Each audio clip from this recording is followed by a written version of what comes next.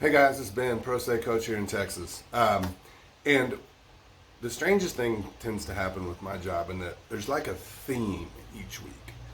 Each week there's like a repetition of the same topic that tends to happen.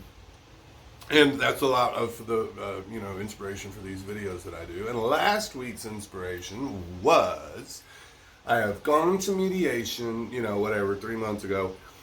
And I've had some time to process it, and now I hate the deal. And so I want to blow up the deal. And this is not an easy thing to do.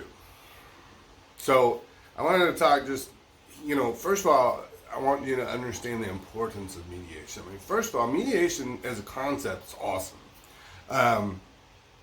I tell everybody, staying out of family law or family court is what you want to do at all costs. So at mediation, it's an opportunity for you to be in control and say yes or no or make your decisions. You go to court, dude in black robe who doesn't even know your last name is now operating your life and your children's life and your pocketbook. And I don't know about you, but I don't want to be there. So, first of all, go into it with a positive, I think we might get somewhere. Lots of times you don't. Lots of times you go in, your ex throws around stupid offers and then won't budge, and then you go home. So, okay.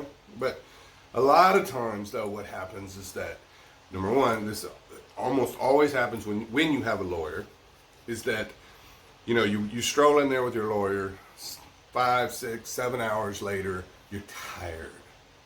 And what happens is that Mr. Mediator gets on this ear, and your lawyer gets on this ear, and they start yelling at you. And they start going, come on, Ben, just sign it. Everything will go away. You can go home tonight and not have to worry about this. Come on, Ben, come on, Ben, come on, Ben. And people fold. They're tired. It's an emotional process. They got a lawyer that they're paying good money to sitting there going, this is the best you're going to get. Judge isn't going to do any better. You might as well just take it. And maybe that's partially true, but I don't know about you, but I'm going to exhaust all options before I just go with what judge might do. Screw judge. But anyway, pardon me. People then go through this process and, come out the other side. They go home and they go, ugh, at least I got through it. And then the days go by, and then the weeks go by, and then months go by, and then they go, shit. I got bullied into a bad deal. And so I must have had 6 phone calls this past week about just that. So what do? Man, I'm going to break it to you. You got limited options. One is you could file a motion to vacate the MSA, which almost never happens. Because, how do you explain yourself that you went to that room, you sat there for 9 hours, you helped type up all the words, and then you put your signature on it? I was under duress? No. So that's a Hail Mary. But the only real valuable one that you could go with would be a substantial change in circumstances. Let's say that you agreed that your ex is on, let's say, I don't even know, make up the example. Let's say you guys agreed 50-50. Okay. Well, in the past 6 months, waiting for the order to get typed up and kind of going through some of the rigmarole, and things are still kind of up in the air.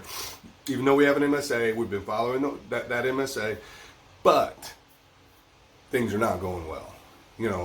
The other parent is, being abusive toward the kids. They've got them 50-50. They're hammered all the time, bringing 27 girls through the house, whatever, make up your reason. But regardless, you decided on 50-50, but since then, things have gone all to hell.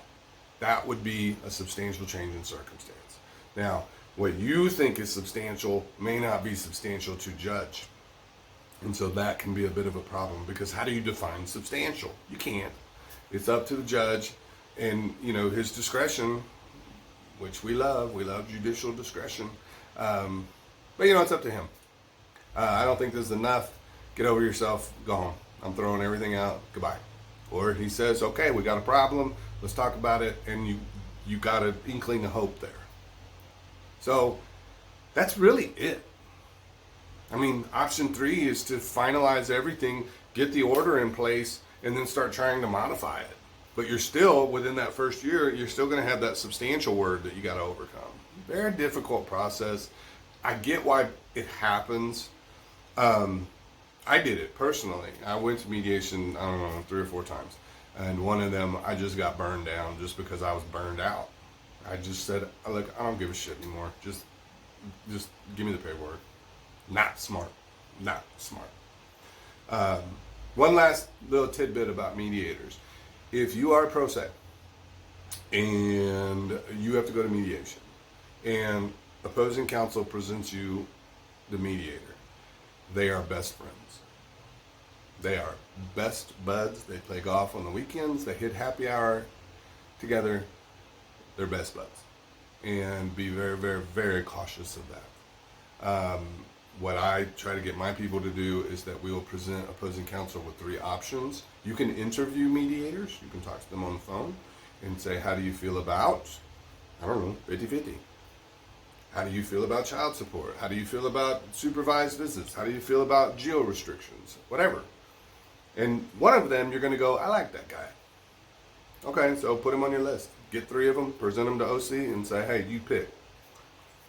It's better than just taking his guy that he says, here's our mediator. Well, trust me, I'm telling you, those guys are best friends, and you're walking in 2 strikes out. The other thing to consider is a thing called the DRC, Dispute Resolution Center. Most big cities have them. I like the DRC. It's very inexpensive, and they are not lawyers. Meaning, obviously, they're not playing golf with opposing counsel. But the inexpensive part, and that they're truly unbiased, is really, really nice. So consider the DRC. Again, most big cities have them. I have had clients in small cities that we got opposing counsel and X to drive to the big city. Obviously, they're not going to drive 6 hours. But if it's, 45 minutes away, or an hour and a half, or whatever, take a swing at it. So, if you're on the outskirts of Austin, yeah, it's a sucky 1-hour drive to get into town, but you might pull it off. Okay, guys, that's it. Have a fantastic week. If you ever want to talk to me, prosaycoachtx.com. I'll see you later. Thanks.